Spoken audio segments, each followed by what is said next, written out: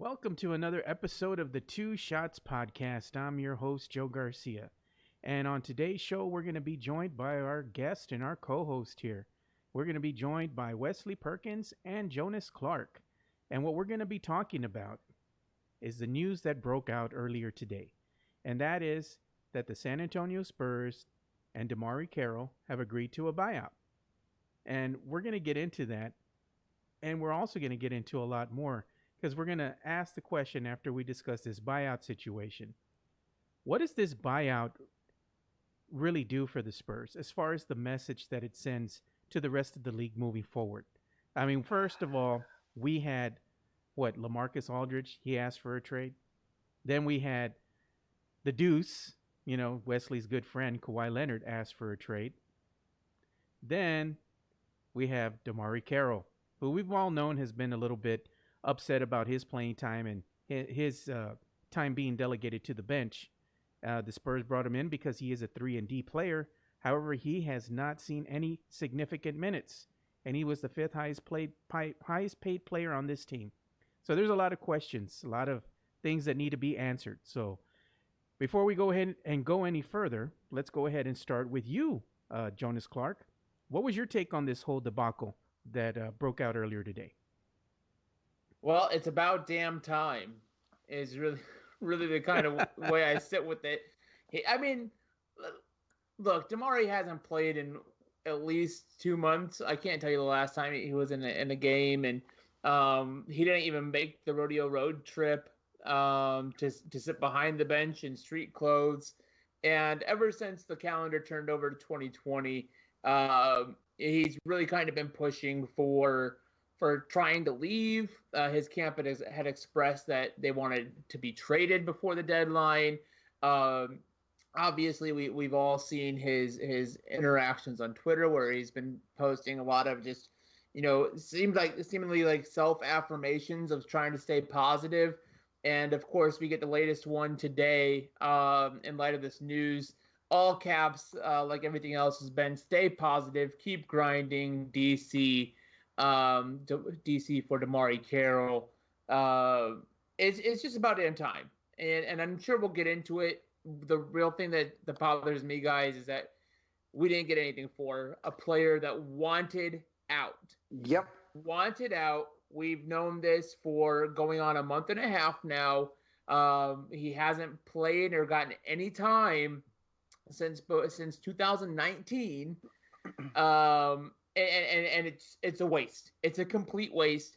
And now we're eating some cap money over the next 3 years, which is something that a recent trend of the Spurs that has really hurt us in the free agent market. But I think that and that's one of the big things, and I know it's on your agenda here, Joe, is at least cutting him today, taking that hit, saves some face for the Spurs moving forward. As we approach this off season, because if we would have done him wrong and kept him for the entire season, not giving him an opportunity to really sign with another team, and play this year in his career, put more on tape, that would have been really dirty, and that would have hurt us going in trying to acquire other talent or even keep one DeMar DeRozan on our roster, if that is in fact what the Spurs want to do. Handling the DeMarre situation by just wasting his year, I think really would have done disservice to the Spurs in terms of keeping DeMarre. Yeah, I can kind of see that, but at the end of the day, the thing is we brought this guy in because he can play defense and he can shoot the three. Right. That's a position that we're sorely lacking in. The problem is you have a guy that can help you fill that exact position, but instead you roll out trash-ass Marco Beninelli, who can't guard a freaking dead corpse out there, on the court. He's going to block you again. Again, Joe. I don't give a damn. And he can't even shoot. He can't even shoot a three. And the hell with Marco, man, because you know what? That son of a bitch was flexing over the All-Star weekend. He goes and unblocks everybody he blocked just to go ahead and block us again. So F that dude, man. I'm done with him. He can leave. But, I just felt bad for DeMarre Carroll. At the end of the day, the guy was the ultimate professional. He would go in there. He was working out. Sometimes he would work out twice a day. He would practice with the team.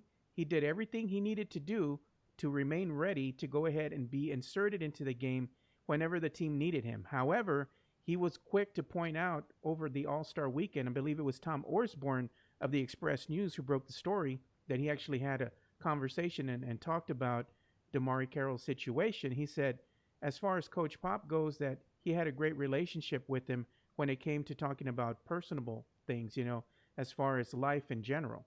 But as far as the basketball situation, there was just a disconnect there. They didn't see eye to eye in that situation. So, I wish the guy nothing but the best. The Spurs are going to take a hit.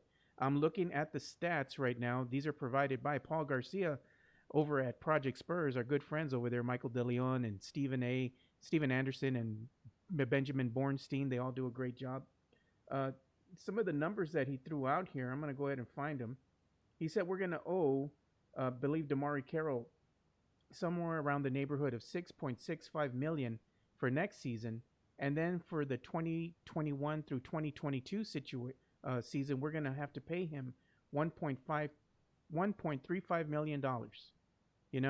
And I believe we're still on the bill for paying Paul Gasol, because this is his final year of his contract that he's owed money from the San Antonio Spurs. So it's just bad decisions that the Spurs have been making over the course of the last couple of seasons that I think is really going to hold them back from really wanting to go after any free agents. And not only that, but here's the thing that I'm going to ask you, Wesley. Given all this situation and how it's unfolded, and, of course, in the local media here, in the national media, what kind of message does this send to other big name free agents out there about coming to play with the San Antonio Spurs? What kind of message does this send to the rest of the league? What kind of message? It gives the message that the Spurs mystique is kind of done, at least for the time being. Just fast, let's backtrack a little bit. Let's go back to 2014, title-winning Spurs team. You had players that would come on for next to nothing to play for this team. And yes, there is a difference between a title contending Spurs team and the one now. But you had, even back in the day, you had an older Michael Finley that came onto the Spurs to finish his career. You had a Boris Diaw who came to team up here and did a great job. And now we have an aging Rudy Gay. Yes, exactly. So you've had this kind of thing happen before, but the difference is that the gap in the middle happens to be the fact that, again, I know we brought this up and everybody knows this is true. All you have to do is watch last night's All-Star game. When the Deuce crapped all over our team, it left a huge void. I mean, it did. But he did win the MVP, so he did play good. He did. And he's a heck of a player. There's no doubt about it.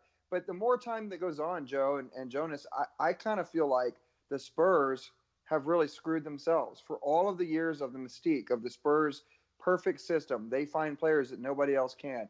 They make deals and get people for the cheap to come to this city to play, championship level basketball. Of late, it's been one blunder after another. And I really feel like when you look at that $10 million that you're going to owe just about for DeMarre, when you look at the $5 million for Pau Gasol, what are you going to pay when you get Lonnie Walker off of his 3-year contract?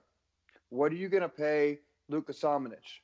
What are you going to pay Keldon Johnson? What are you going to pay Derek White? Yeah, what Derek White is coming off of his rookie contract. Yep. What are you going to pay Jakob Poeltl?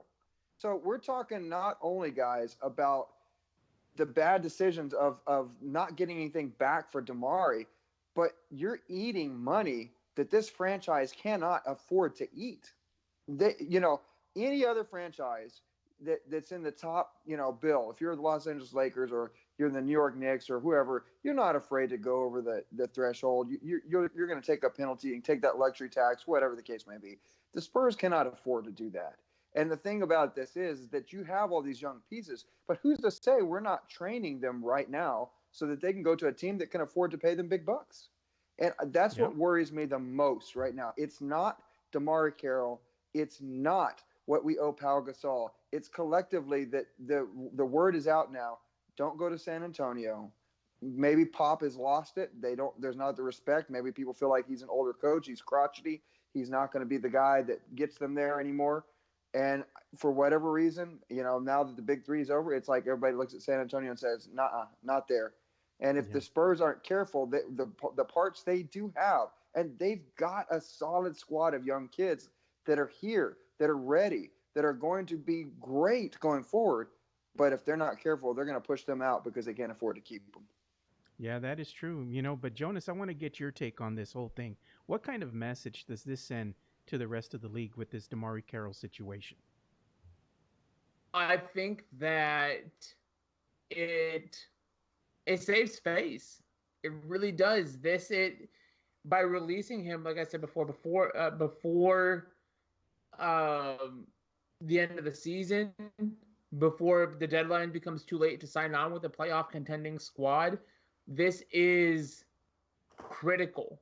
It was critical in terms of just preserving that opportunity, because I think that you'll still be able to draw talent to San Antonio, especially you have a young core, a lot of youthful talent on cheap contracts. Now you can go up and down. We've got 6 free agents this year that are going to need a decision. You got DeMarre DeRozan, of course. He has his own player options. So that one's really up to him. Like I kind of alluded to earlier, this one I think helps you if the Spurs do want to re-sign DeMarre DeRozan. This one helps you sign him. I don't think DeMarre's going to sign anything shorter than a 4-year deal, because he's at that point in his career, but he's going to need to start putting away some guaranteed money for his life after basketball. So it's going to be about a 4-year deal. He doesn't want to end up in a DeMarre Carroll situation in year 2 or year 3 of that contract. And so that's why it was essential. Of course, you've got Marco Bellinelli. His deal's coming up this offseason. Bryn Forbes. Thank God. His deal's up at the end of the season, and you have to decide, therefore, Bryn Forbes is 24 years old, and he's a 40% career three-point shooter. Do you bring him back, and what's that going to cost on the market in a three-point heavy NBA? And Wesley, I see you shaking your head, but if you let him go, where does your three-point production come from? And we're already talking about this conversation of how the DeMarre Carroll situation impacts bringing in other free agents. So what kind of three-point shooter do you really think you can bring in that, and DeMarre Carroll, again, fits that bill? So what kind of three-point shooter do we think we can bring in as opposed to paying Bryn Forbes? So I think that's a name that you really have to consider whether you want to show, and to your other point, Wesley, show these young guys that you're going to turn around and invest back into them. DeJounte was the first one to get that deal. Derek White and Lonnie have been secured through the end of next year, but they're going to need a decision made on them soon. So re-signing Bryn Forbes, I think, is actually a tactical move to show this youth movement we're willing to invest back into you. We're not expecting you to turn around and be in Bryn Forbes' case, Steph Curry overnight, because he does show potential for what he can do when he goes on three-point runs, but you've got to show that you're willing to allow them to develop and continue to develop. And I think that's going to be an important one. You've also got Jakob Poeltl. He's a restricted free agent this offseason. So you've got a decision to make on him, and that's going to really depend on what other teams are going to offer.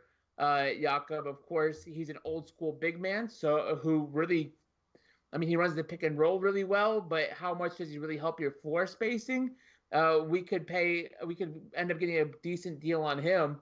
And then as I was sharing with Paul Garcia earlier of Project Spurs, the two-way contracts of Quinndary Weatherspoon, his was only a 1-year deal, guys. So we have to make a decision on him. I don't know that he's going to turn around and sign another G League contract next year or another two-way contract this offseason. And Drew Eubanks, a decision is going to need to be made on him. And again, losing DeMarre Carroll at that 6'9", 6'8" kind of size body, obviously Drew Eubanks doesn't have a three-point shot to his record. There's actually an article I have coming out on him on Project Spurs tomorrow evening. But Shizeme does. Shizeme's developing a three-point shot. And Chimezie has it, but it's going to be he's not one that needs a decision made on him. And so that when we're looking at these kinds of things, DeMarre Carroll and how that's going to impact, this is all trickle down stuff. Steele Reagan. It's like the trickle down economics, right?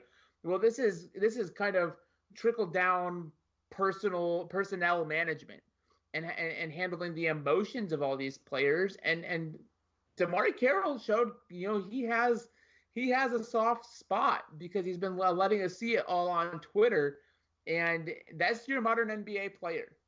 And whether Pop's course approach is rubbing these players wrong or whatever, this is kind of an insight to this offseason, and I think that they handled the situation the best at this moment in time. Could they have handled it better before? 100%. But as it sits, and February 17th, after the trade deadline, and after we're already this deep into the season, this is the best they could have handled the situation. I'm glad it happened today. Yeah, it was something was going to happen. That's the thing. It was time that something did take place, and we move on from this DeMarre Carroll situation. It just didn't work out between the Spurs organization, nor did it work out for DeMarre as well. DeMarre wanted to play. He still felt like he can contribute at a high level. I'm glad that both parties were amicable and found something that worked out for both of them. Now we just have to kind of move on from here and kind of, learn and just let bygones be bygones. But it's strange now that we are hearing that the Rockets are the team that's going to possibly be the landing spot for DeMarre Carroll. The Spurs are going to go ahead and face the Rockets another time this season. It's just one of those things, we let him Twice. go. We let him go, of course, through the buyout. And then it's just ironic if he goes over there and, like he drops 20 plus on the Spurs, because it's kind of, one of those things. It's a revenge game. You always want to beat your former team. So I'm expecting something like that to happen. Maybe he's going to go off from behind the arc. Who knows? But I want to get to some of these comments from some of our viewers here. Sergio Lozano has been very vocal, as has Tim Rodriguez. Tim Rodriguez on YouTube says, Joey handled this Carroll situation like ass. Okay. That's his prerogative. Very true. That's his thing. Okay, Michael DeLeon says, remember Marco won the 3-point contest with air balls. I'm not a fan of Marco. That's when he could actually still shoot the ball. That was Marco from 2014. The Marco we got now is just a shell of himself. Sergio Lozano, it's not good. It's not a good look for the Spurs. And Doris Campanobasco on Facebook says, no one wants to play in the Spurs uniform unless he's a star. He will be benched more. Okay. And then we have, I hope I don't say his name incorrectly, it's Toshiro Mitsu. He says, we need defense. I agree. Karen Blanco says, hey, Joe, I believe it's time to call out Brian Wright. Since he took over, he's been ass. She's talking about the Spurs front office, taking a little jab at the front office. All right. Well, this Brian Wright, really, realistically, isn't this his first season that he's actually taken over the operations, correct? It is. And, I mean, to that point, Joe, you kind of have to think, how much influence does he really have? Yeah, I mean, I don't know. Be honest. I don't know, because, look, RC, when he did this full-time on his own, RC did not make this kind of mistake. I'm just saying. And I know RC's still behind all this. I know he is. I know he's still got a hand in all this. But you're talking about a Marcus Morris situation where he shunned the Spurs. You got rid of a guy who dang near won the 3-point contest this year in Davis Bertans, and is basically I sat there the other night just shaking my head going, go Davis. Wish you were still here, buddy. Miss you. Pour some out for Davis, man. and then you've got the holdout with DeMarre, and I agree with Jonas for right now, for what DeMarre deserves for his career, so he doesn't get held up any further. Right move. Release him. Let him go and have a chance to play ball and not waste a year of his career. But for the Spurs, man, this is just like junk. This is something we've never seen this franchise look like. We've never seen them in this amount of time, in 1 year, just fumble and fumble and fumble and fumble. It's ludicrous. And that's why I think that, it's doing more damage. We talk about free agents. Dudes, I'm being real. I'm not a pessimistic. I'm usually a very big optimist. I'm as optimistic as Chris Dooley is usually. But I got to tell you, I'm just all sorts of worried that this team is not going to be able to attract free agents here for a good number of years because of the damage that's been done over these last couple of seasons, and especially this year. How are you going to go into a February when you could have easily taken a player? And I know what you're saying, Jonas, about like Bryn Forbes. You're right. He is a career 40% 3-point shooter and a good one, but he's an undersized, valued player. And the 3-point shooting guards in the league are a dime a dozen. You can go out and get somebody on the cheap, and I think Bryn's going to probably command a little bit bigger contract than the Spurs are going to want to pay him. I got to just say, though, that's part of the problem with this is that when you come up to the players that you have a decision to make on, you can't because you've screwed up so much that you got nothing in return for Carroll. You've got nothing in return except an old contract that still has $5 million left on it with Pau Gasol, and you're still looking at a situation even with DeRozan, who yes is the star of the Spurs right now, but he controls his own destiny, and if he doesn't, they're going to have to shell out huge money. It's almost going to be an LMA kind of situation. Yeah, I'm going to get to some more of these comments, Wesley. Go for it. Yeah, Maxie go for it. says, I don't know if we can, I guess she puts, resist another season of Forbes and his atrocious defense. Okay, I can see that. We all know Bryn Forbes' best attribute is not starter, at least. Yeah, it's not his defense. Starter. It's more of his shooting. When he can shoot the ball and fill that role quite well, he is very productive in the Spurs system, but he's just not been very consistent on any given night. He has nights where he's on, he's shooting his threes, he's knocking down shots, and that actually helps the team quite a bit. But in the absence of him doing that, we see that the Spurs have some shortcomings on the offensive end. Specifically, when we see the starting five not producing. Mike Bartlett says, DeMarre is only 6'6", dude, not 6'8", not 6'9". So whoever said that needs to get their facts straight. That was me, but he's still. Yeah, I'll eat that. I'll eat that. Okay, and Maxie he's says, still size. And Maxie says, and Carroll will play a power forward in Houston. He will be guarded by Marco. So he will probably drop 150 points. Lalisha Cunningham, what's up, Lalisha? Thank you so much for tuning in and watching. And thanks to everybody who's commenting and watching. We really appreciate the support. Really, we do. Lalisha says, I'm happy that we now have some closure as fans, and DeMarre can move on and he can contribute elsewhere. My sentiments exactly. Yes. Paul Garcia says, Joe, it is time we call out Brian Wright and his ass decisions. We already had somebody say that same thing. Lalisha says, gel with Pop. And Puro Money, dude, I love that tag name, man. That is amazing. That guy needs to be given a badge for that. Puro Money, he says, and this way the Spurs keep losing. Pop needed to play Carroll at small forward and bench Forbes. He sucks. Jason Garcia says, can we call the Spurs taking a Titanic? Okay. Refried Dreams, another great handle, man. I love these guys' handles, man. Refried Dream says, why do you think Pop insists on playing Bellinelli so much with how much of a defensive liability he is? Jason Garcia says, yo, Joe. Yo, Jason, what's up? Michael H. says, Pop is setting up the, I don't know what the rest of that is, but okay. And that's all he put. Pop is setting up the, okay.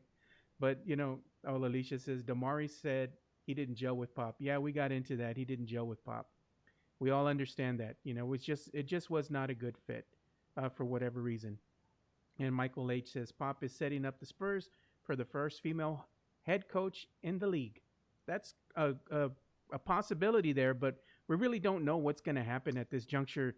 The thing that I'm kind of leery about is we want Becky Hammon to be the next head coach. A lot of Spurs fans do. But the longer that Coach Pop stays here, and let's say Becky starts receiving some offers from some other teams, she might get tired of waiting and just go ahead and take a position that's attractive to her and become a head coach of another NBA team and still make history and become the first female head coach in NBA history.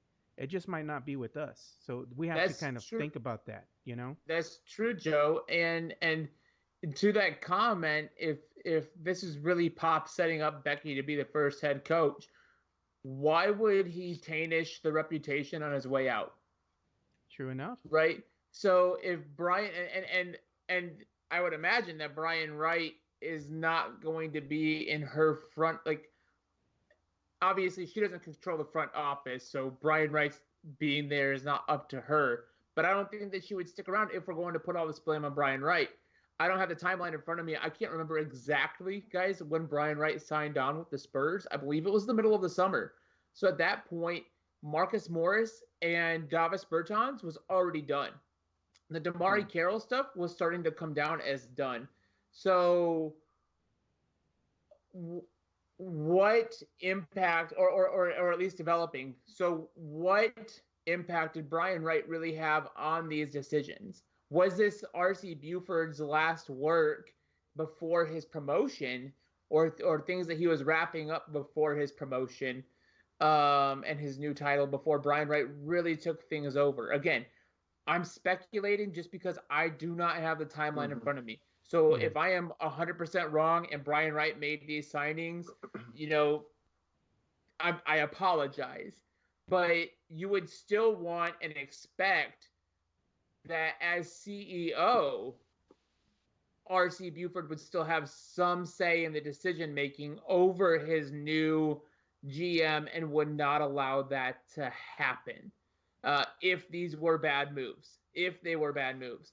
So this still falls back on R.C. Buford, but moving forward with Becky Hammon as head coach, this is not the way you want to handle things on your way out the door. You do not want to burn the free agent market. Now, is it such a bad thing? And I'm just going to step back here and say that Spurs fans have an opportunity to get what they want here. And it's weird because we're really burning our reputation. But Wesley, what if we can't sign any free agents? What does that mean? It means that the youth movement starts tomorrow. It's really what that means. We've already got cries. We've already got cries for it. Everybody's wanting to see it. Everybody's wanting to dump DeMarre, dump LA, dump anybody over the age of 27, and let's rebuild this thing. So this is one of those be careful what you ask for kind of deals, because you could have this. And if we're already freaking out about the turmoil of this year, imagine what it's like moving forward, guys. I have my ear to Cleveland sports because A, that's where I'm from. B, I'm an Indians fan and a Browns fan. I'm not a Cavs fan. I'm a Spurs fan. But the same news outlets. You have our condolences, Jonas. Thank you. But the same news outlets up there report on the Cavaliers, so I see what comes across my radar, and they're about to go through another head coach. Their sixth one in the last 7 years or 8 years. Because and this is a college guy that they brought in to work with their young roster and their young talent, and they can't get things to mesh.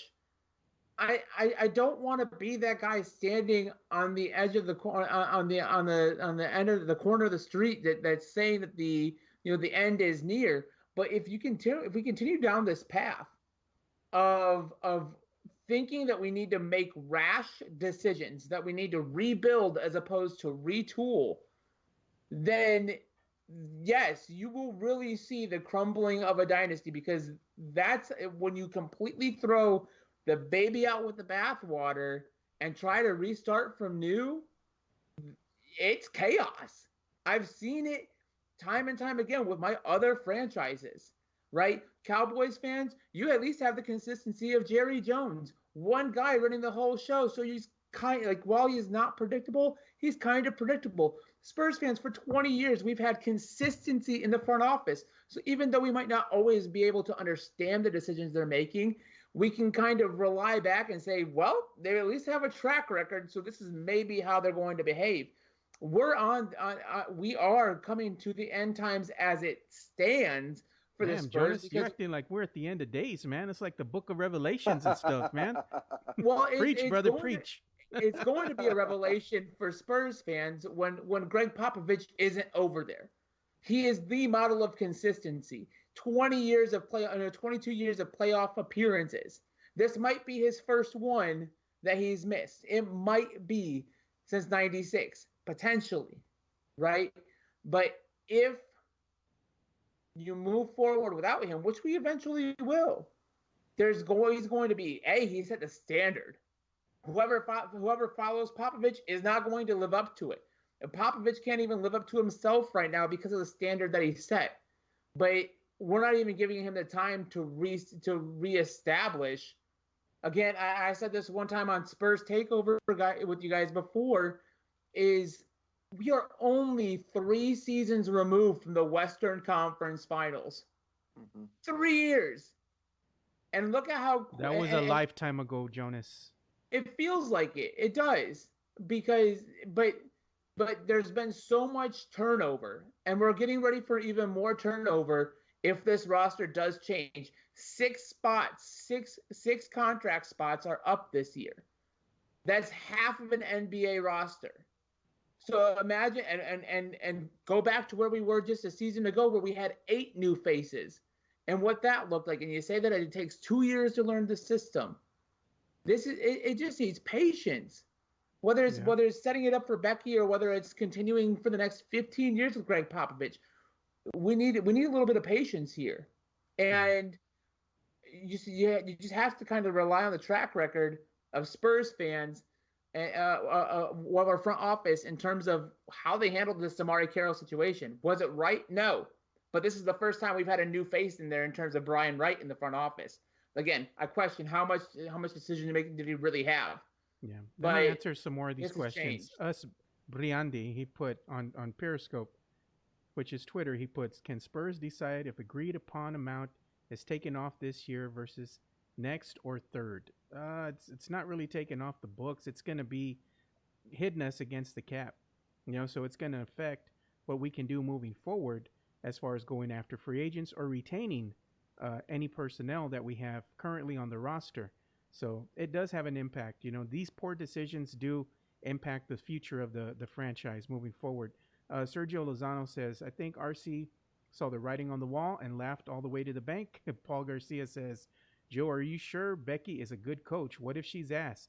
You know what? He brings up a good question, though. We really don't know that for certain she's going to be a great coach. We can only go by what we see out there on the court, what we see out there in the context of a game time situation. And we all know that she has the smarts, the know-how, and I've also seen her warming up with the players in practice before games. She's a great hands-on coach. She's out there, passing the ball. She's out there passing on knowledge. She's kind of a hands-on person out there kind of showing them what to do, what I guess things they need to develop as far as their aspects of their game. Same thing goes for Tim Duncan. Timmy loves to be out there on the court with these guys, and it's great to see that when you get to experience it before the game, like I have, when you get there maybe an hour and a half, 2 hours before tip off, and you get to see some of these things. It's an experience. You get to sit back and relax and enjoy what you're seeing out there as far as this youth movement with the San Antonio Spurs and that knowledge. Hey guys, let me ask you this. Okay, so Jonas, you brought up some really good points a minute ago. I think, Joe, to your point about Becky, we don't know if she's ready. We did see her, and I know it was the Vegas League, but we did see her do some pretty incredible things with that young roster. Bring home that title there in the Vegas Summer League. So we know that she's got some skill. It's just a matter, though, too, is she going to want to take over? And this is back to Jonas, what you were talking to, and what I was alluding to also, is when it comes said and done, what is the future looking like when she does get a chance to take over? Is she going to be invested enough? You said it too, Joe. Has Pop left this in a tailspin to where she's going to look at this and say, you know what? I'd rather take over a team of, pretty substantial, players that has a chance to be a playoff team versus a retool or, I agree with you, Jonas, not necessarily a rebuild, but, at the rate the money and the decision making is going from the front office lately, though, it does kind of beg the question of, are they all on the same page? And so that really becomes my question with Becky Hammon. It's not whether she's got the skill. It's not whether she would want to, be a head coach. I think she does. Is it going to be with this franchise? Yeah, some of these comments, Ty Yeager, our good friend Ty Yeager, says people got to stop freaking out. This is only one season. And then he puts SA isn't even close to where the Cavs next Hornets are in terms of bottom pit of the league. Ty also puts hashtag retool team. So they're kind of reloading, Jonas, is what he's kind of saying. Retool, not rebuild. But I'll tell you again, not to be the guy standing on the corner with the end of the year is near sign. You on your soapbox? You getting on the soapbox, Jonas? But I'm warning. It's a warning because, as you're alluding to right there, Wesley, does Becky even want to come back? And no, to answer the listener's question, we don't know what we're going to get in Becky Hammon, but we don't know what we're going to get in any coach. Let's be honest. Again, True enough. There has not been change. I'm 28 years old, right? I was 5 years old when Greg Popovich took over as head coach. Damn. Holy cow. Am I old or what? Of the San Antonio Spurs. So I was 5 years old. So in my lifetime, I fit into that section of Spurs fans that don't know really any or can comprehend anything else but winning, right? Of just success or of always being able to contend. But unlike, again, just to qualify myself as different from other Spurs fans, I come in from out of state, and my fandom, my alliances and my allegiances in other sports go to other teams than most Spurs fans do. And I have seen, and when you get into the questioning of coaches, you never know the inconsistency that starts to develop. And this is why I said the DeMarre Carroll thing. That this is the best thing they could have done is handled it right now. Just cut ties clean to bring it back to the present day. Cut ties clean. Let him go his way, and we'll continue our way. And this is the best way to handle a guy like DeMar DeRozan in terms of re-signing him for the future. If you want to go ahead and bring back Bryn Forbes, it's a way to bring him back and say, hey, we're committed to you. And by committing to him, you're committing to Derek White next year, and you're committing to Lonnie Walker the next year, and you're committing to Quindary Weatherspoon this year, and Keldon in 3 years, and Luka in 3 years. It's all rippled down and trickled down. It happens, and so that's what the precedent needed set. And this was recognizing that we handled DeMarre Carroll's situation wrong. You will never hear the Spurs organization say we were wrong. You will never hear that. I don't think we'll hear any organization come out and say that. But this is the close. Well, you've heard teams say we maybe went about it a different way. I've heard the Browns say they were wrong. I've heard it before. So that's why I'm saying you will never hear the Spurs say that, though, because the Spurs don't let you know what's really going on at any certain point in time regarding anything. So this is the closest thing. Agreeing to a buyout at this point in the year, when you couldn't trade him, and in his first year of a contract, they didn't even try to make it to a second year. This is the way of saying, yeah, we made a bad choice, and they're going to live with it. And he's going to go in conference, in division, over to Houston, a team that we played 2 more times within a week and a half span coming up in April, as we're pushing for, fingers crossed, guys, a playoff appearance. So we're 1-1 right now on the season right now with them. Remember, Lonnie's heroics took over early in December to push us past Houston when we were down 20 points. What happens as we get down to the end of the season is anybody's guess at this point, because right now it doesn't look like we're playing for a playoff spot. We're sitting at the 10th seed and pretty securely. So it's just, if we think times are hard now, they can be a lot tougher. And that's the only warning I really bring, is they can be a lot tougher than they are right now. And like Ty Yeager says, breathe, be patient. This is year one. We're not being shoveled any PR BS like the Sixers fans were in terms of trust the process when they couldn't get it together after 4 years still, right? Yeah. This is very, very much so in its infancy. DeMarre DeRozan is only completing his second year. We're completing year number 2 without Kawhi Leonard. Like, imagine that. Just for a second, imagine just 2 years ago he was a Spur. And and how quickly things change, but when a piece like that leaves your franchise, it does make a big impact. And it did. We're living with that. Yeah, I just want to give a quick shout out patience. to everybody who's giving us these great comments. There's a lot of great stuff here. I'm trying to get to everything I can, but we're under a time constraint because everybody has to wind up going to bed at some point because everybody's got work tomorrow. But shout out to Ty, shout out to Frank Ruiz Jr., Tim Rodriguez, Michael H., Sergio Lozano, Rudy Campos. Shout out to you, my friend, for all your comments. Rudy puts in here, it's still Spurs season, XFL baby. He says, laugh out loud. Just kidding, guys. Have a great show. And then Tim Rodriguez puts, XFL sucks ass, Rudy. I love Tim Rodriguez, man. I like his comments. He puts, Michael, you're right. It all started with how we handled the Kawhi situation. We handled it like ass. And Ty puts on here too. Look at the Knicks, Hornets roster, future money, and then look at SAS. San Antonio Spurs. He goes, you'll feel better. I guess I'll feel better, but I wouldn't feel better if the Spurs went ahead and re-signed Bryn Forbes. I love me some Bryn Forbes as far as what he's been able to do with the team in the time that he's been here. He's kind of turned into a shooter, and he's gotten a little better, but his defense has never been there. His streaky shooting, that's another faux pas. I really want somebody who's a little bit more consistent and somebody who has more substantial size on them to be able to, take these impacts and still be able to finish at the rim. Bryn Forbes, he's just an undersized shooting guard. And unfortunately, I just think that he needs to go so we can go ahead and get some of these younger players some playing time and start feeding the future. I think that if we keep a Bryn Forbes type of player, that kind of hampers what we're going to do moving forward. And speaking of that, that's going to lead us into our next segue. We had, let's say, DeJounte Murray. He looked good these last 2 games in the absence of DeMarre DeRozan. I got to give DeJounte props.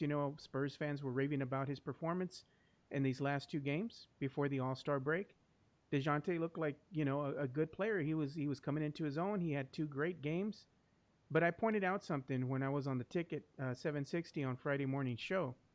And that is, was that actually DeJounte coming into his own and having 2 great games? But it was in the absence of DeMarre DeRozan. And what I'm trying to get to is DeMarre DeRozan, he's arguably the best player that we have on this team. He's our star.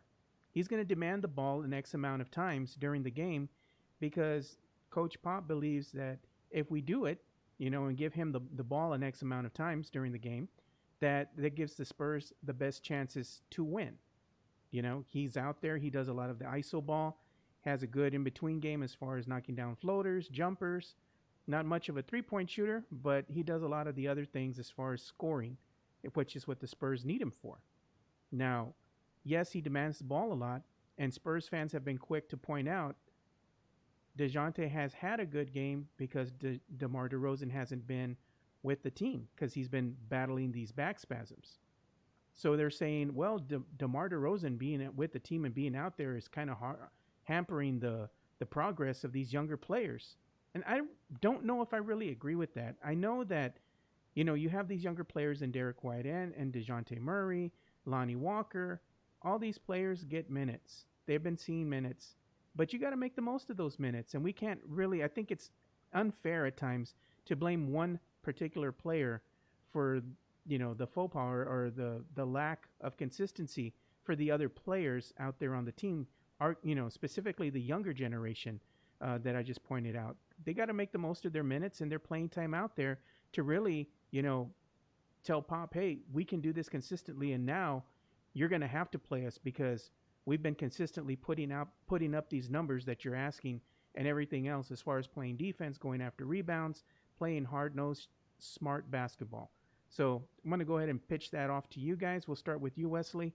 How much of this do you think is actually DeJounte, and how much do you think is actually, him putting up these types of numbers in the absence of DeMar DeRozan? Oh, Joe and Jonas, you may not like me for saying this.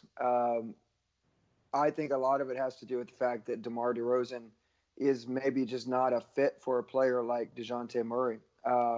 And this is my thing, okay? Hear me out before we completely go off on me, okay? Think about DeJounte's first year when before the injury, right? Think about the cast of characters he had around him. He looked effortless at time. He was an all NBA defender. He just looked more comfortable than you would have thought.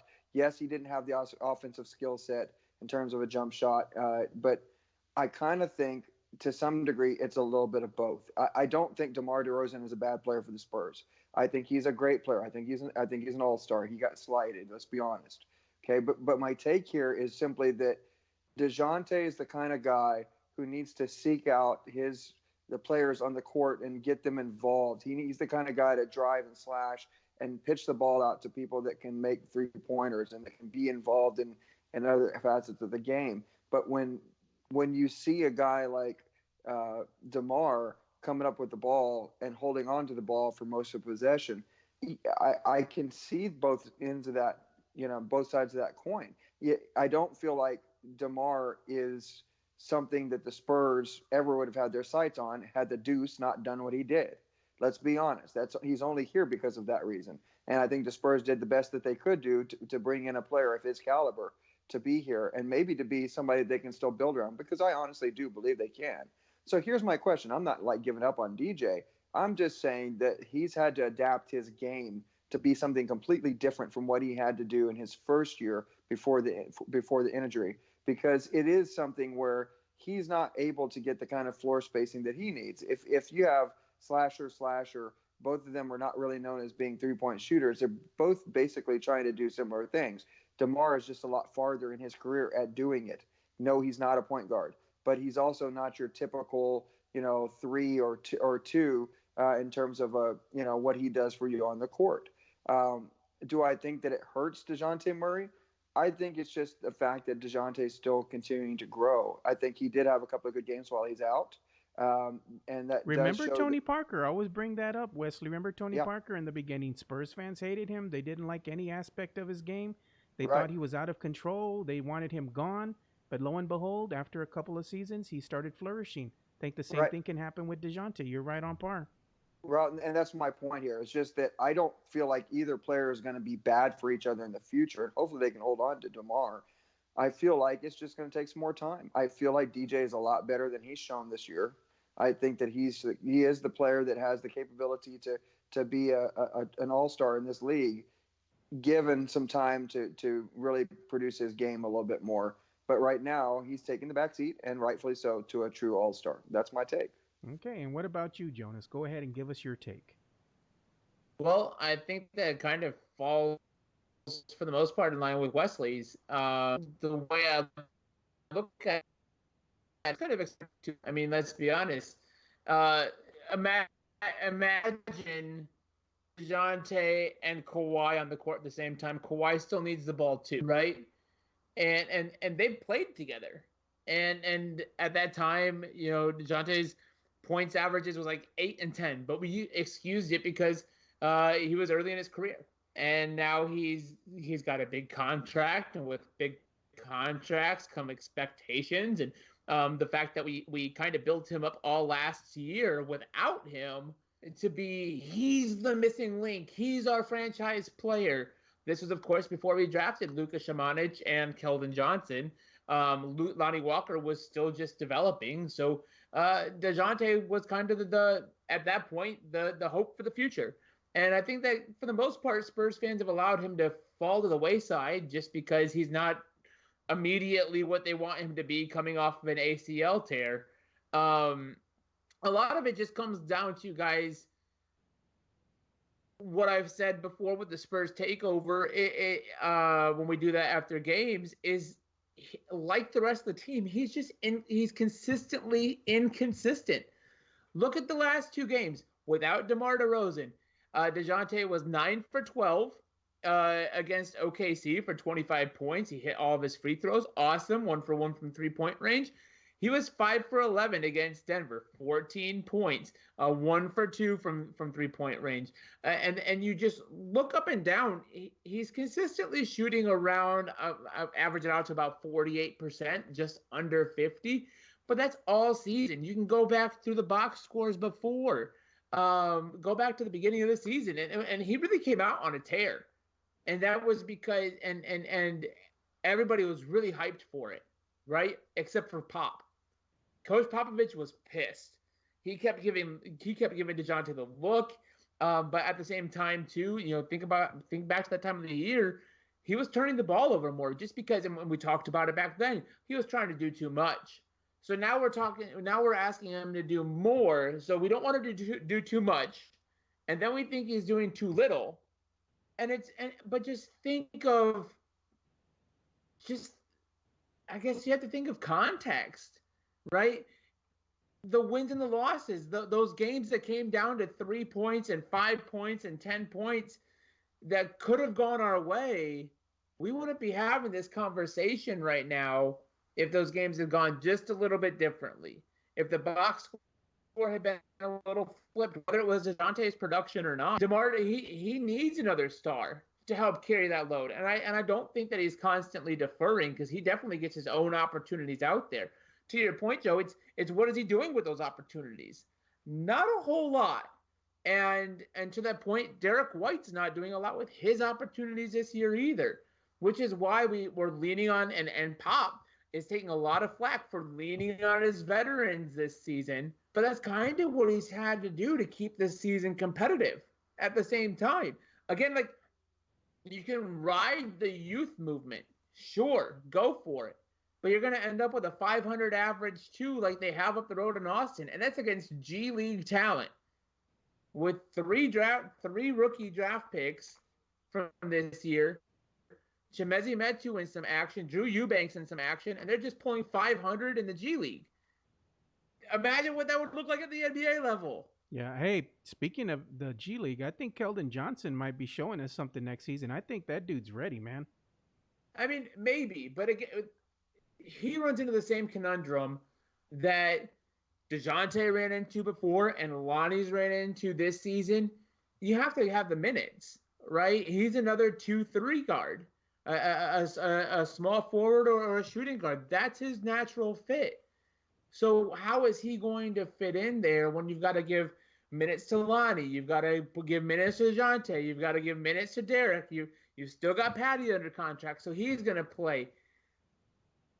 It's an interesting situation to be stuck at, because you're trying to balance giving minutes to the youth while guiding them along and mentoring them. I'm glad we have DeMar DeRozan, because he's taught Lonnie how to. Uh-oh, we lost Jonas. There he is. No, Jonas came back. Okay. You're back. Thank you. He's taught Lonnie how to be a more prolific slasher, and Lonnie already has the defensive energy, right? Yeah. So that's where DeMar DeRozan is super valuable. And maybe he does. Let's buy into it. Maybe he is pulling away from DeJounte. But 2 years from now, who do you think is going to be more valuable to this team? DeJounte Murray or Lonnie Walker IV? Yeah, it's a question. That's a good question. It's a question that we've got to consider. And Keldon Johnson to that same point too plays the same position. It plays the same position that DeMar DeRozan does. So in the minutes that he's gotten to be up there with the NBA level, how much has he learned from DeMar?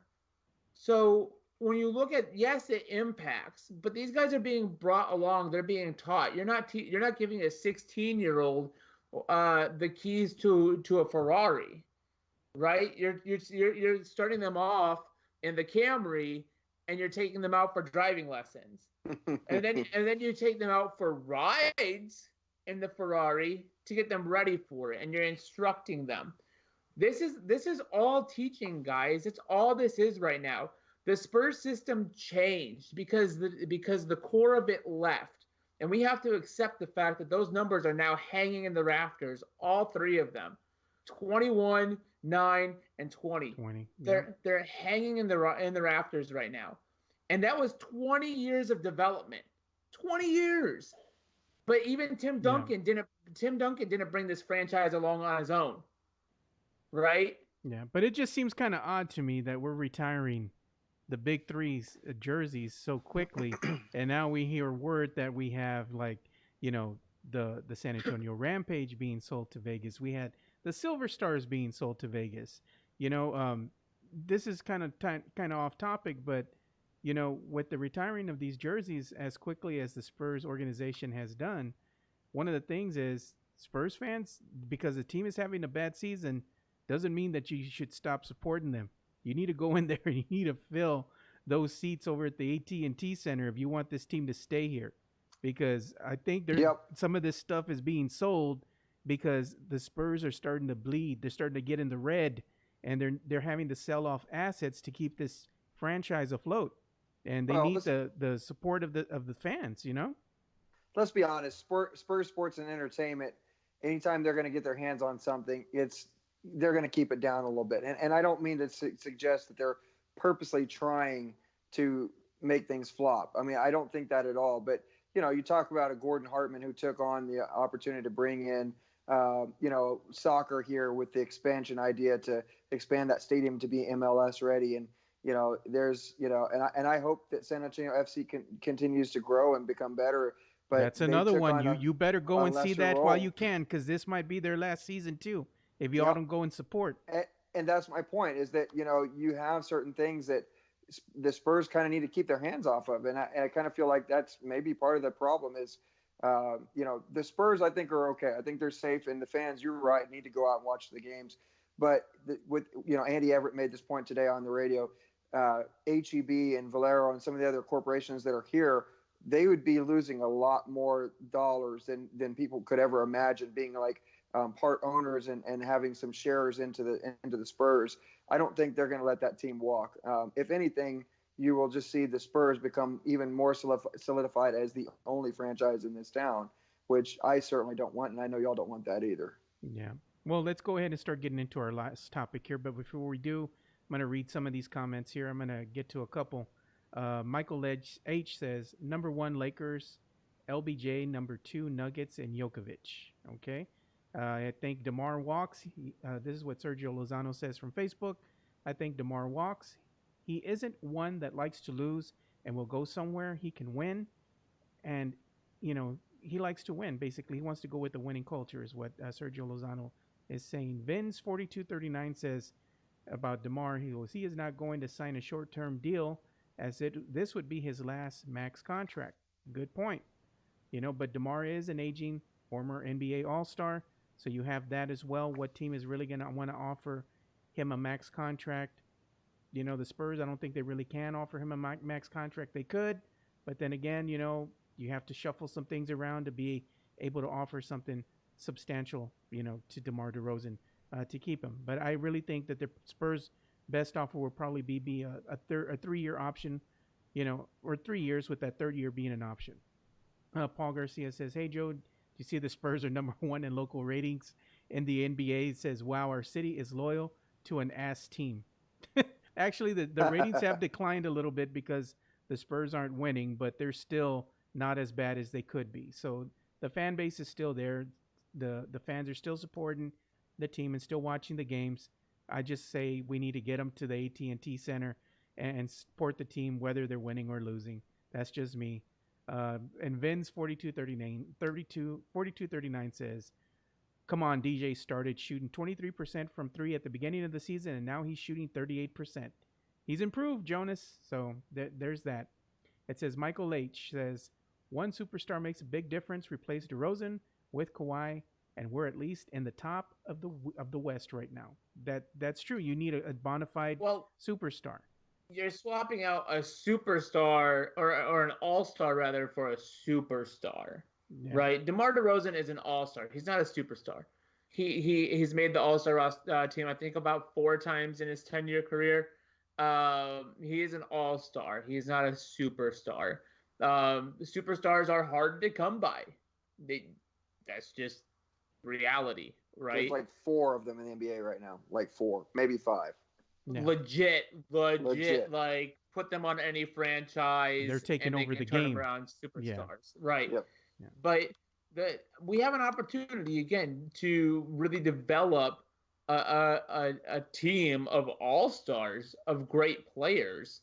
Well, with our draft picks is what we're doing it with. Yes. Well, draft picks is really, and that's where, again, think of the Spurs foundation, right? And one of the reasons why I focus on this, guys, is because we're talking about, we're here in the comments, Spurs fans are supporting an ass team. This is the worst team in 20 years, stuff like that. Okay, but you spent the last 15 years approximately attacking the younger foundation of this fan base that hasn't known anything else but winning. So now that we're showing up and supporting a losing team, now you're attacking the younger section of that fan base for now supporting it. That makes no sense. This is our moment to be here, and that's why you keep supporting this team. That's why you keep going to the games. That's why you keep watching the games. That's why you keep buying the merch. Is because you get to have that moment, just like you guys.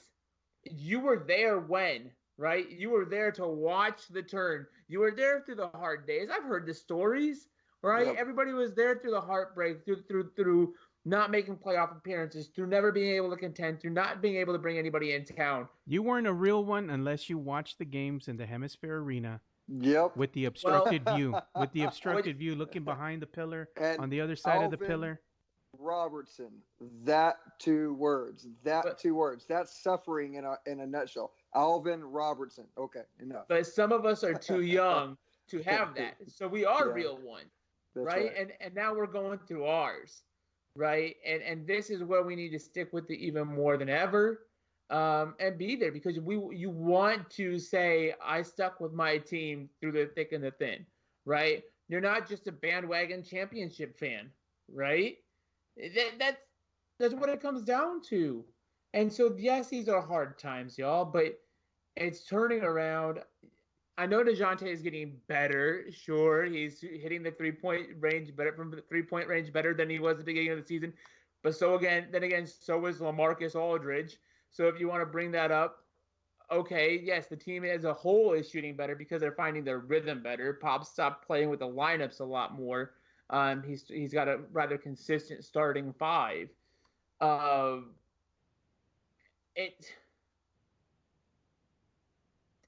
keep saying it, patience. Patience. We need to cue that music from Guns N' Roses. All we need is a little patience. A little patience. And DeMarre DeRozan is a star, right? To get back to it, DeMarre DeRozan is a star. He's not a superstar. We have other players on this roster to build around. And if you keep chasing superstars, we're going to chase away our own homegrown stars. Lonnie Walker eventually is going to want his own team. Are you going to hand him the keys to the Spurs, or are you gonna keep bringing in, because we did that, right? Think of, again, look fast, rewind 5 years ago, right? As we should have been getting ready to hand the keys over to Kawhi Leonard, what do? We brought in LaMarcus Aldridge, changed the dynamic of the team, and they brought in your spirit animal, Jakob Poeltl, block a portal. Well, Jakob Poeltl came in a couple years ago only because of Kawhi Leonard. Yeah. Right. We've also got Keldon Johnson from that Kawhi Leonard trade, and again, the mentor that DeMarre DeRozan has been to Lonnie Walker and Keldon Johnson. That's my opinion on him. So, yes, good things came from it, but don't repeat history. Focus on your homegrown. That's what we just got done bashing the system for not doing for the last 5 years. Is they let their own walk out the door, a superstar that we created, who took 5 seasons to create, by the way. He wasn't an overnight success. It took time, and we watched him progressively develop over a couple years, right? So, Again, go ahead, cue Guns N' Roses. Patience with DeJounte Murray. Patience with Lonnie Walker next year. Patience with Derek White. This is a retool, not a rebuild. I'm going to go ahead and answer this question from one of our viewers, Tim Rodriguez on YouTube. He goes, Joe, who is even the owner for us? I know Peter Holt stepped down And he said, what if they get a lot of money and they sell to Vegas or something? Then we have no sports. That would suck ass. That would be devastating to the city of San Antonio if the Spurs up and left. And to answer your question, once Peter Holt stepped down, the organization is now run by Miss Holt and his children, the Holt children as well. So that's who's running the Spurs organization right now. So to answer your question, Michael H. And says, CEO R.C. Buford. yeah, ex-CEO R.C. Buford as well. Michael H. says, Lonnie Walker getting his own team. Lonnie isn't even a star. Why would he get his own team? Oh, come on. Go back to the second year of Kawhi's career, and he Thank wasn't a you. star either. So Thank you. again, you've got to be patient. He was on a team with other stars. 3 of those players that he played with have numbers hanging in the rafters. There's nothing else to that. Let's let Wesley interject here. Let me add this, guys, because in the history of the NBA, we've seen a culture shift in the past 3, 4, 5, 6 years, where the super team has become the more glorified thing. You have guys teaming up and all that kind of stuff. But I'm here to tell you, one thing that will never go out of style is planning and producing your team out of the draft, because super teams will come and go. But you know what's not going to? Drafting well. And if you, to Jonas's point, if you grow your talent and you can keep your talent, that's the big part of that. If you can keep them like they did with the big 3, like they did with David Robinson, like they did with Sean Elliott, if you get a chance to keep your talent and work them together, you're always going to have outlived any other super team, even the great and rest in peace Kobe Bryant. The Lakers brought in free agent after free agent after free agent, and they did win some titles, but they also had some lean years. And that just comes to show you that when you do that kind of thing, it's hit or miss. What the Spurs are doing right now is not hit or miss. It just takes a little bit more time. A little bit of patience. Here we go with the Guns N' Roses song. Cue the Guns N' Roses song again. Patience. That high squealy voice, that high pitched voice. Any little patience, that nasally voice is what it was. Yeah, so there we go with that. But getting into our last topic here is the Spurs record right now on the rodeo road trip. They are 1-5 on the rodeo road trip. They got 2 games left. They got a game coming up on Friday at 8 o'clock against the Utah Jazz, which are doing really well.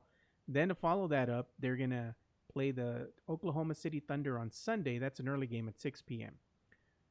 So I think it's safe to say that this rodeo road trip isn't really going to end well for the team. I don't know if they're going to be able to beat the Jazz. I'd be surprised if they do, but I think they're going to wind up winning one of the 2, or a good possibility is they can lose both games, come in with the same exact record as last season, having only won 1 game on the rodeo road trip. The Spurs really needed to have a good rodeo road trip, at least to go ahead and split and go 500 to give themselves a chance at a playoff spot. At this juncture, I think it's safe to say those playoff dreams are over. There's still a slight possibility, yes, but the math isn't working in their favor. They would have to win an exuberant amount of games to finish the season in order to go ahead and solidify that 8th and final spot in the West. I don't really see that happening, and I'm being realistic here. So we have that. Going ahead and telling you all those facts right now. What are you thinking, Wesley? What do you think? Do you think the Spurs are still gonna, keep their playoff hopes alive, even though they had a slide on this rodeo road trip? Or do you think, it's pretty much, it is what it is, and they're gonna miss the playoffs? If you had told me the other day it was going to be 80 degrees and then snow the next night, I would have told you were crazy. So crazy does happen from time to time. I just don't think it's in the cards necessarily for the Spurs this year. I'm not ready to give up on them. People can say this is an ass team and everything about it, but the fact of the matter is this team is playing hard. So you're going to go down with the ship. You're going to be that captain of the Titanic, right, holding on to that freaking wheel as the ship's going down. Yeah, because listen, I mean, what do you gain by not trying to continue to stand behind your team and to Pop's mentality's never been to try to tank and to quote a Mike Taylor, winners get to do what they want. I really truly believe that this is Popovich's team, and yeah, he needs to sit Marco's dumb butt down and not play him anymore. But at the same token, you have to see if you can get these guys to right the ship at least a little bit. And even if they don't make the playoffs, if this team somehow managed to finish somewhere near 500 by the end of the season, it's probably not going to happen, but that would be quite a feat. I would say on the rest of the rodeo road trip, they're going to win 1 of 2. I've said all along I thought they'd go 2-6. Yeah. I think that's realistic. And down the stretch, I don't see them making the playoffs. I think we probably end up about 10 or 11 in the West and probably end up with about the 13th seed in the upcoming lottery. But, but 13th pick, I should say. But, ultimately, I want this team to continue to grow. Yeah, things are getting heated here in the chat. Tim Rodriguez says Jaeger's being an ass with the comments. You boys play nice now. Let's all be nice. Let's love one another. I don't want to have another repeat of what happened the other day. What is semi-pro? Everybody love everybody. Is that the deal? Yeah, man. We all need to be respectful here. Come on, let's be nice and play nice here in the chat, man. It's just basketball, man. It's it's not that serious. All right, Jonas. So you heard Wesley's take. You heard my take. So let's go ahead and get your last take here before we end the show. What do you think? Spurs making the playoffs? Not making the playoffs? And do you even care? Well, Joe, you presented 2 possible options for ending this rodeo road trip. I know you, Jonas. I know you, brother. You said they could split it, or you said they could lose both, but you forgot one other one. What if they win the final 2? Oh, Lord. I knew you were going to go there. Okay, so I know you questioned, can we beat the Jazz? Well, to answer that question, we just did less than 30 days ago on the 29th of January. We beat the Jazz, right? But can they beat them twice? Can they beat them twice? That's the question. Well, that's a question. But the fact remains we beat them once, which means that we beat OKC once too, but we got them again.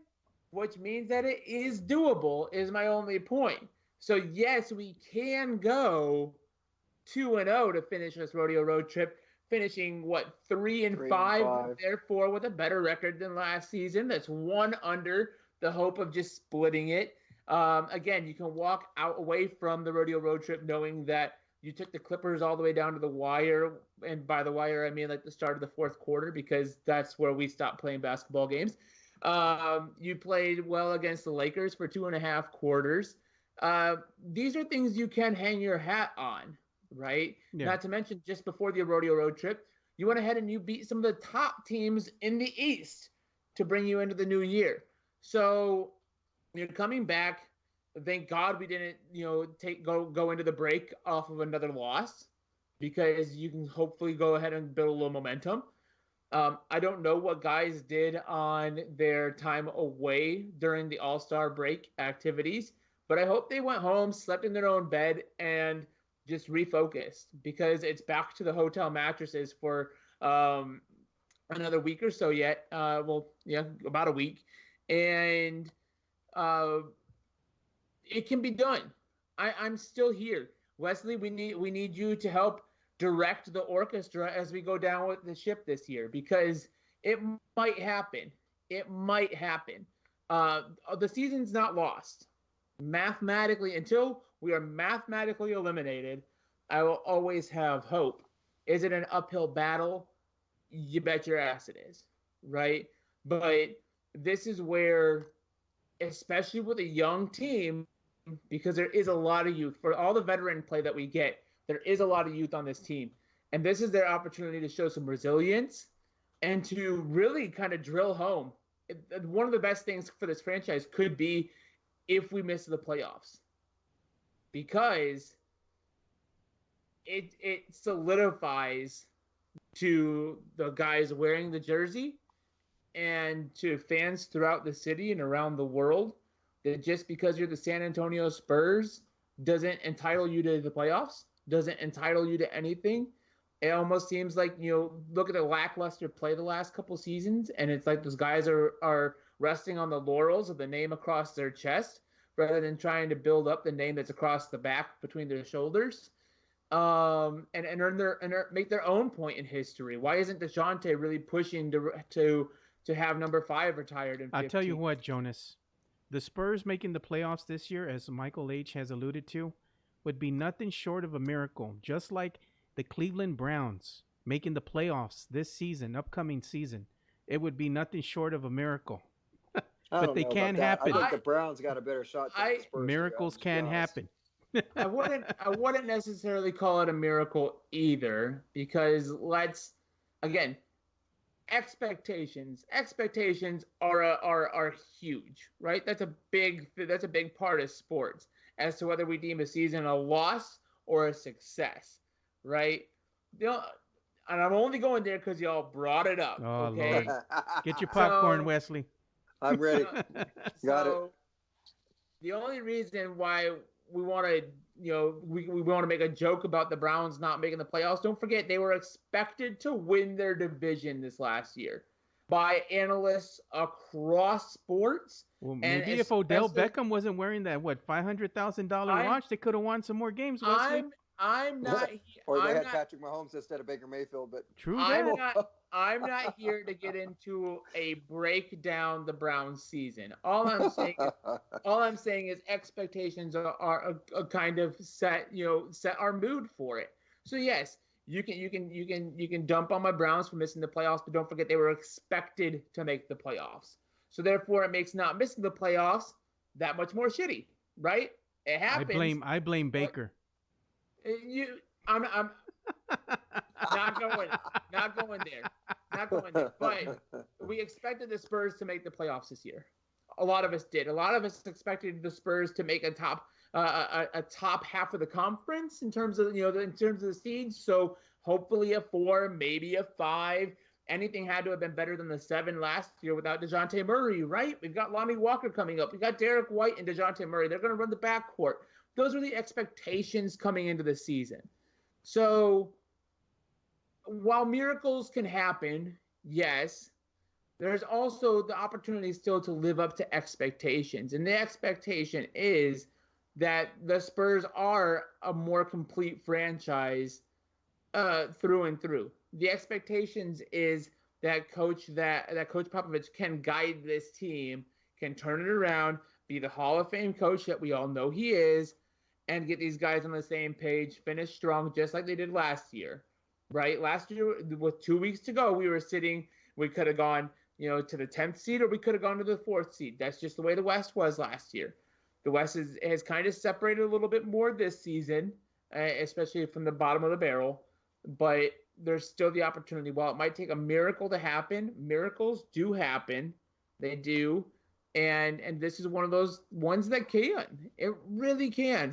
We're coming off the rodeo road trip. What's the benefit of coming off the rodeo road trip? It means you get more home games. No, it means that you get to come home and you smell that cow shit over in the AT&T Center. Sure.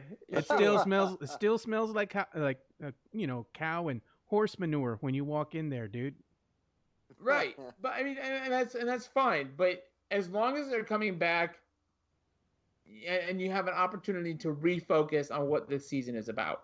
So is it a long stretch? Sure. Like I said, Wesley struck up the band because I'm ready to play with this ship until it goes down. But that's just because that's the kind of fan that I am in terms of supporting my team, right? Even realistically, and I think that again, history just shows a betting man is not going to bet against the Spurs. I'd bet that Sacramento falters down the stretch with their young roster and their first-year head coach, the first-time head coach with them, Luke Walton, down the stretch, and we can overcome them like we did last year at this point in the season. I would bet that any of those things happen, that Portland falters behind, and especially, I mean, Dame Lillard's got an ankle issue. How is that going to affect their season? So coming out of the All-Star break, obviously he got to rest it up, but there's all these other things, and there's still hope. There's still hope. Karen Blanco brings up a good question. She brings up a good question. She puts, even if the Spurs make the playoffs, she goes, they're going to get their asses kicked by the Lakers. That's true enough. Even if they were to make the playoffs, they limp in and they can become the 8th seed. We know they're going to get blasted by the number 1 seed in the West. It's just the nature of the beast. It's just the Spurs don't have the personnel in place to compete at that high of a level. They don't even have the personnel in place right now to keep them above 500. They're below 500. It's because they've just been inconsistent all season. But to that point, even if you get your ass blasted by the Lakers, it's kind of it's kind of sits in the same boat as missing the playoffs altogether. It teaches you a lesson. Last year we took what I think we were against Denver to 7 games, right? So there was hope. There was an expectation. I mean, at one point we were up in the series, I think 2-0, maybe even 2-0 to start the series. So there was an expectation to go ahead and make it to the next round. But this is a different year, and to use one of my favorite quotes from a guy I used to work with, Calvin Casey, these guys got to eat some cheese. And this is a new this is the new team yet, right? Lonnie hasn't gotten to eat his because he hasn't been there. DeJounte didn't have to go through. I mean, yes, he was on the bench for all of it, but he didn't play through and get to impact last year and have that loss sit on his shoulders. DeMar DeRozan seems more checked in this year than he was last year because obviously the emotions that go into what happened to bring him to San Antonio in the first place last year. These guys can own that a little bit more. They've got to eat their cheese a little bit, again, to steal that quote, to steal the phrase, and it could help them really gel moving forward, but playoff experience is invaluable. It's invaluable. Joe, You have to go ahead, Wesley. Top team. Okay, here's my proposition, guys. We need to look at the remaining games. We need to pick the remaining games. Like literally, we need to fill it out, have hard copies of what we think they're going to finish. Closest to record, we buy that person, whoever that person is, gets the sixer of their choice of whatever brew that they want. I think we just need to see, okay, what after the rodeo road trip is over, post rodeo road trip, let's break down the rest of the remaining games and see what we really feel the record's going to be. Closest to the record, most accurate to the record, gets the sixer of their favorite choice. I can tell you right now, I believe there's 20 games left on the season. And right now, the math isn't in the Spurs' favor because I believe out of these 20 games, they can only afford, I believe now it's either 8 or 7 more losses on the season. If they lose any more than that, they're not going to get to 43 wins. That doesn't mean we can't do a pick'em though. That's what I'm saying. And I don't know why we have to wait until the end of the rodeo road trip. We've still got 4 days to get our picks in. Now we'll get our pick'ems in. We'll get our pick'ems in. All right, this is the thing. Let's do it. Yeah, we'll have to go ahead and include Ben and also Steven. So we'll go ahead and we'll get our pick'ems in, and we'll go ahead and reveal them when we do our show again on Friday when the Spurs play the Jazz. We'll see who's available to jump on and do the Spurs takeover. So we'll reveal our pick'ems then. There you go. I'm in for it, guys. Get ready to buy me a 6-pack because we're going 20-0. All I can afford is some Frio beer or some Natty Light. Well, I'm the old guy of the crew. I might have to buy me some Ensure. I don't know. Oh man! If somebody comes in here and says some trash beer, like, oh, just buy me a Bud Light, I don't know you, man. Who are you? Nobody drinks no Bud Light, man. Not when somebody else is paying. You're gonna drink Bud Light if somebody else is paying. I'll be like, No. It's always it's all about Negro Modelo, guys. Negro Modelo. I like Modelo, dude. Modelo's some good stuff, but I also like a milk stout, and I like me a porter. Busted Sandal makes a mean porter. Left Hand Brewing Company, they make a bad, really good milk stout. That stuff is great, man. When somebody else is paying, I drink the good stuff. But if I'm paying, I'll drink Bud Light all day. I'll drink some Stella. I'll have somebody buy me a 6-pack of some Stella Artois, and I'll drink that with the pinky up, like we always joke with Clint Proctor about, So there you go. Pinky's up. He's always telling me pinky's up because he's a Texas Tech alumni. Go Tech. Wreck 'em. There you go. All right, man. So thank you guys for tuning in and watching. We appreciate everybody who commented and took the time to watch our live stream tonight. And also, we're going to have the replay of this exact live stream as an audio portion of our podcast, which we're going to go ahead and put up probably sometime tonight or early tomorrow morning. It'll be up there for the replay, so you all can go ahead and check that out at our website at twoshotspodcast.com. But before we go ahead and end this, where can the people reach you, Jonas, on social media? At Jark Clonas on Twitter, JarkClonas. Yeah, if you guys want to talk more shit about my Browns, I'm here for it. I don't let those mentions just go to the wayside. I will argue that them all day. You're gonna defend Baker Mayfield? Oh yeah, oh yeah. Come at me man. there. His At heart's not in the Jark game anymore, Jonas. Joe, if you want to hash it out, hit me up on Twitter at Jarclonis, okay? At Jarclonis There on you Twitter go. if you want to hash it out. But also, guys, I do a lot of coverage for the Austin Spurs with Project Spurs Network. I've got a new piece, like I said earlier, coming out tomorrow on Drew Eubanks as we kind of look at the end of the season. A lot of decisions to be made, like we're kind of talking about here, right? DeMar DeRozan, that one's up to him. But Bryn Forbes is a free agent. DeMarre Carroll and how that's going to impact the free agent market. But Drew Eubanks, he's wrapping up his two-year 2-way contract with the Spurs. At this point, a decision needs to be made on him. All right. So as we come down the stretch and you're making your pick 'em for how they're going to finish, do we start playing some of the youth and bringing them up and giving them some run? And I think that he's one of those guys, you can read it in the article tomorrow, that really deserves some of those minutes because we need to make a decision on him. I don't think we've had the opportunity to make an accurate decision. He's 6'9". Is he a center? Is he a power forward in the NBA? Being a role-playing center for small ball, is that worth investing money into when, as you allude to, Wes, we've got money wrapped up in just dead cap hits? Yeah. So, and we've got investments to make for the future. So I'm making the case, kind of digging into whether we should hold on to Drew Eubanks and what his future looks like. So check out that tomorrow on Project Spurs. Follow at Project Spurs on Twitter or at Jarclonis on Twitter, and I'll share as soon as the story comes out. Yeah, we'll definitely make sure we retweet that and share that on social media for you, Jonas. And Wesley, where can they reach you on social media, sir? Wesley Perkins on Facebook, at Wesley Perk on Twitter.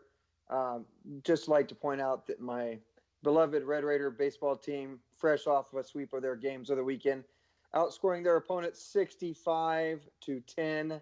I'd just like to say that again, 65-10. They are now ranked number 1 in the nation. Thank you very much. Guns up, wreck them. But yeah, talk a little bit about that. Lots of stuff with the Spurs, and of course, just like to look ahead at what's going to happen. It's not too far up the road that we're going to start talking about, NFL doings and draft and all that kind of stuff here soon enough. And it's a fun time of the year, kind of starting to get ready for playoffs, even if the Spurs aren't or going to be a part of it, whether they do or don't. So I'm getting ready for some March Madness. We got to start our little, thing going on for March Madness here pretty soon as well. So hey, as a Red Raider, I gotta say, dude, Baylor Bears, number 1 in the nation. Good Lord. I mean, I'm gotta give props. God dang. Hardly anybody's talking about it, man. The Baylor Bears. That's a pretty amazing story. And a year that the number ones have been falling. They've been holding pretty true for going on about 4 weeks now, I want to say. Yeah. Yep. I picked the winner last year for the NCAA, tourney over there, the March Madness. I got out of there and I was still intact, and I had my bracket was kind of busted in the beginning, but made a triumphant return, and I was able to pick that winner. So I won that bracket last year with Rudy Campos Jr. and his Sweep the League podcast. So we're gonna have to do something for ours, and I'll go ahead and probably do my picks for the March Madness for Rudy as well and his thing that he's got going on. So It's gonna be fun, man. We'll have to give some prizes or something away. We got to get some stuff lined up, even for the pick'ems. I want the fans getting involved too. So I got to hit up one of my buddies and see what we can do as far as maybe giving away some Spurs autograph merch, to some of the fans. That's going to be fun. So we'll go ahead and end this podcast. And the fans, if you want to get in, talk with me and get into it about Spurs basketball or anything else, you can reach me at 2 Shots Podcast. And it's all spelled out, TWOSHOTS Podcast, on Facebook and on Twitter, Instagram, and YouTube, where you can watch the replay of this live stream as well as the Spurs Takeover. So for Jonas Clark and Wesley Perkins, I'm Joe Garcia, and thank you for watching and listening to another episode of the Spurs Takeover of the 2 Shots Podcast. So without further ado, like we always say, spread the love, stop the hate, and be kind. We're out. Peace.